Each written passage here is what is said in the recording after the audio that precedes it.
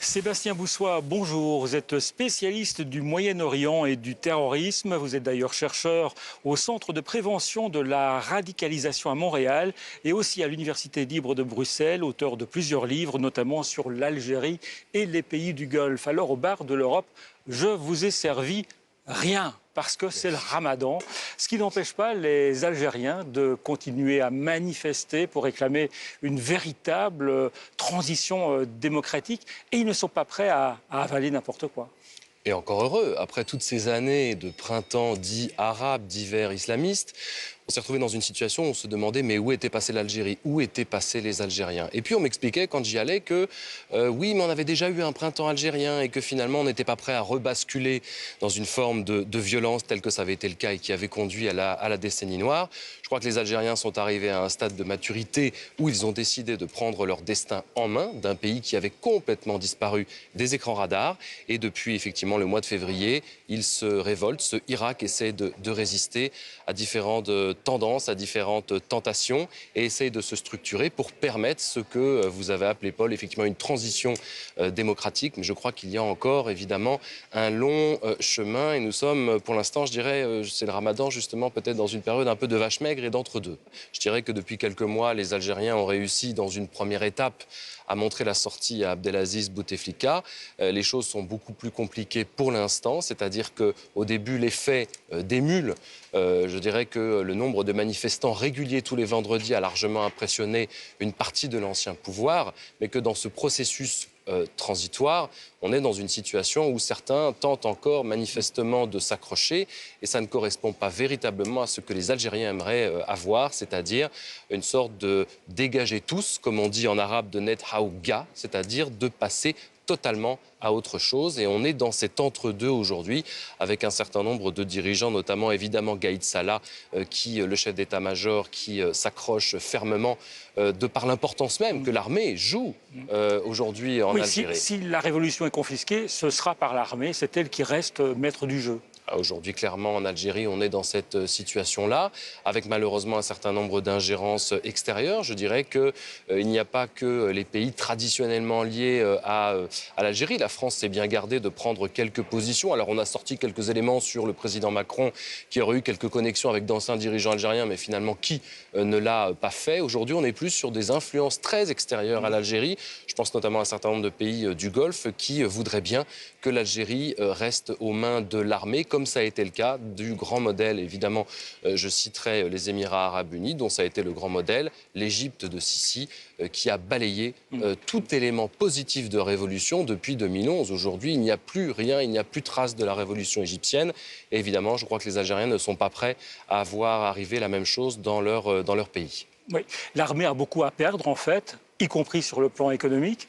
Vous connaissez la phrase, il y a des pays qui ont une armée, il y a des armées qui ont un pays. C'est le cas, en quelque sorte, en Algérie. Je crois que malheureusement, on est aussi dans cette situation de transition, pas uniquement démocratique, de transition historique.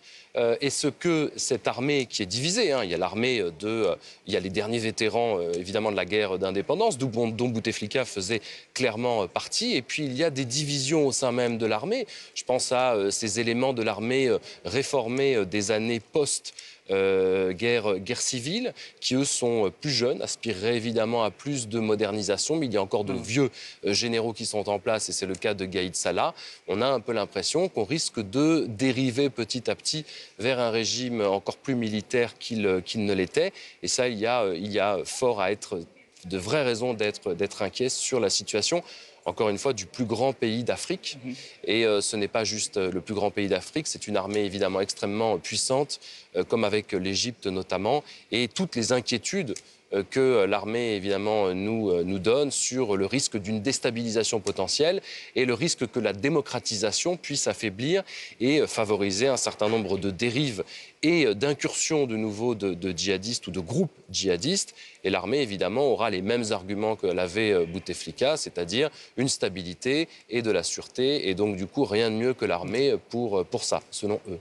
Vous parliez de la timidité de la France par rapport à la situation en Algérie. On pourrait parler de la timidité de l'Europe en général. Hein. Federica Mogherini, la chef de la diplomatie européenne, a encouragé l'opposition vénézuélienne à prendre son avenir en main.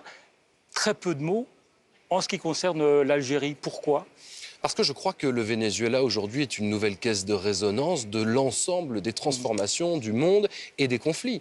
On est sur le Venezuela, sur une forme de guerre proxy, de guerre par procuration entre les États-Unis et la Russie et tous ceux qui sont derrière, ceux qui sont du côté de Maduro et ceux qui ont cette nostalgie de Chavez et ceux qui sont du côté de Guaido qui est très affaibli. Et parce que l'Europe a voulu toujours encourager, soutenir l'Algérie qui est le symbole d'une certaine stabilité en quelque sorte. Oui, alors évidemment, stabilité ne signifie pas toujours démocratisation. Dans la région, ça va très mal ensemble d'ailleurs. Donc vous avez raison. Je crois que sur l'Algérie, on a très peur de se positionner parce que personne ne sait où on va. Et quand vous interrogez même les Algériens, eux-mêmes, même des dirigeants, d'anciens dirigeants, des personnes qui connaissent plus que tout l'Algérie, ne savent pas où ils vont. Et je me souviens d'une couverture du Point l'année dernière qui nous expliquait encore une fois que l'Algérie était parmi les pays les plus mystérieux au monde. Donc je crois qu'on hésite aujourd'hui à se positionner parce que s'il y a un basculement du côté de l'Algérie, il y a un risque extrêmement important de basculement de tout le nord du continent africain,